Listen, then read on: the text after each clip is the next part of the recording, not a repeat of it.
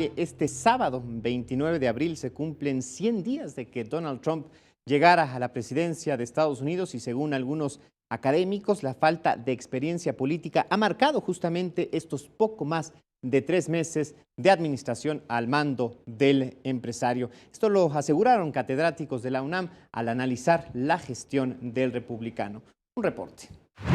Especialistas de la Facultad de Ciencias Políticas y Sociales de la UNAM señalaron que los primeros 100 días de la administración de Donald Trump han resultado complicados y arroja resultados negativos. El balance de los primeros 100 días de la presidencia de Donald Trump muestra saldos negativos que han afectado su popularidad y al mismo tiempo exhiben la complejidad del proceso de gobierno en los Estados Unidos.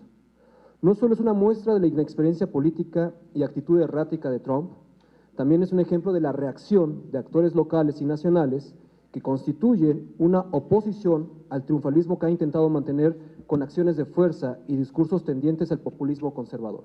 Los especialistas destacaron que el actual presidente de los Estados Unidos no ha podido acertar en sus decisiones, por lo que los legisladores del Partido Republicano, que lo postuló, tampoco han operado en su favor, impidiendo que se apliquen las políticas que ha impulsado. Se sintieron profundamente aliviados la mayoría de los ciudadanos de los Estados Unidos cuando viene la primera gran derrota, que ya señaló también el doctor, de Donald Trump, cuando no puede ni siquiera poner a discusión su ley del cuidado de la salud, que además por ahí se menciona, pues nadie, ¿verdad? Nadie sabía a ciencia cierta en qué consistía esta modificación que él quería plantear.